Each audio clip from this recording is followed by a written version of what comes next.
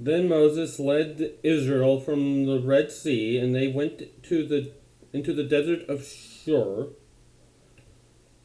for 3 days. They traveled in the desert without finding water. When they came to Marah, they could not drink its water because it was bitter. That is why it was called that, because that's what that word means. That's why the place is called Marah. So the people grumbled against Moses and said, "Why are we to drink?" And then Moses cried out to the Lord, and the Lord showed him a piece of wood. Interesting. A piece of wood. Okay. And of course, then Moses, he threw it into the water, and the water became sweet. There the Lord made a decree and a law for them. And there he tested them. He said, "If you listen carefully to the voice of the Lord your God, and do what is right in his eyes, if you pay attention to his commands and keep all his decrees, I will bring on you in no, I will not bring on you any of the diseases I brought on the Egyptians, for I am the Lord who heals you."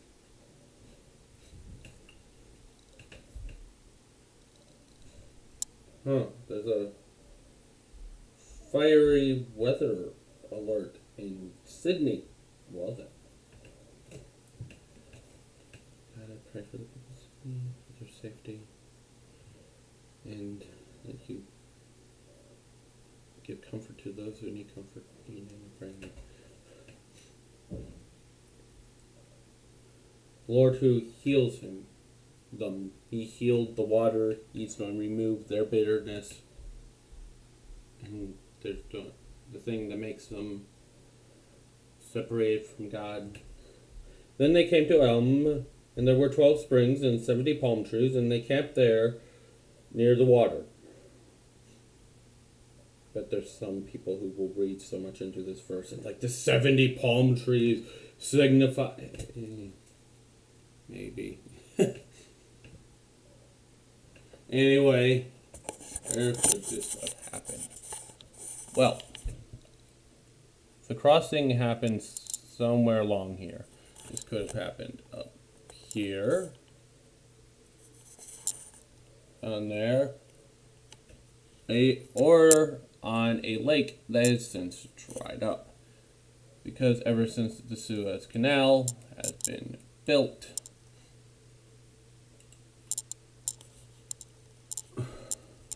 I don't know if you noticed this, but the Nile Delta very unnaturally just ends. It's a straight line. How much do you want to bet that this formation is because the Nile used to go this way? But yeah, that is the case. Now listen to me. Yeah. So, Israelites are probably somewhere around here. It might be a place that formerly dried up. So they are really close to Israel. But again, what about the 40 years?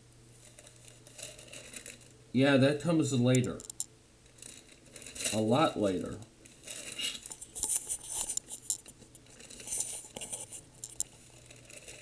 You get a lot of rules, how they're making the tabernacle.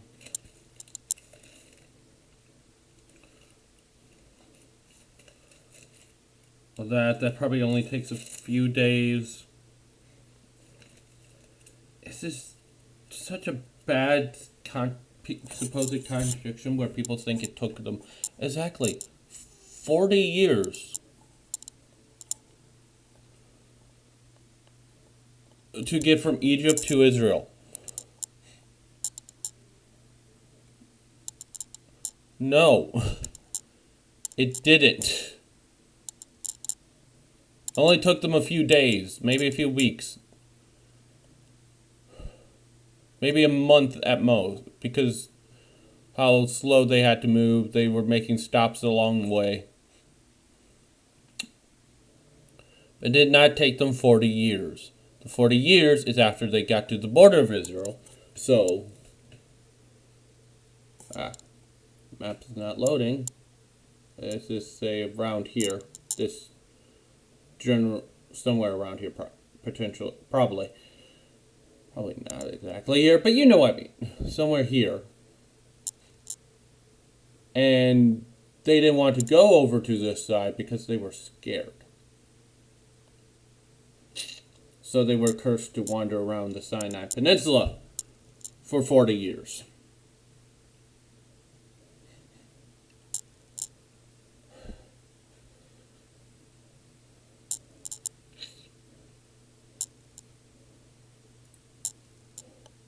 I will keep on saying this because it's a really bad argument. Anyway, yeah, piece of wood making things clean. Anyway, next up is the Manna and Quail, chapter 16 of Exodus.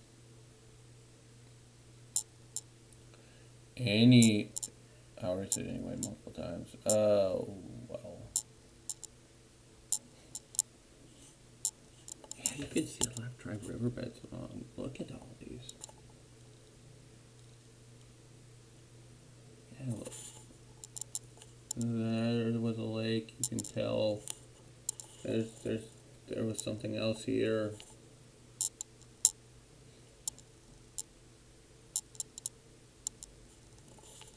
Look, there was something here.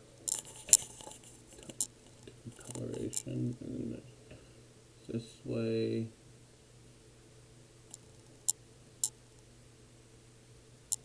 Like it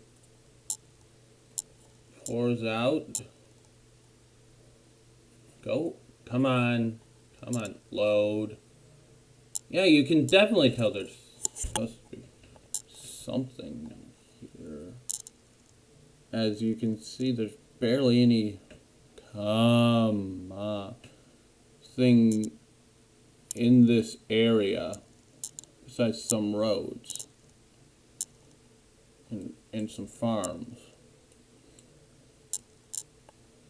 It's almost like even a bridge. There's even a bridge. You can see the water in there. Come on. You can see some remnant water in there.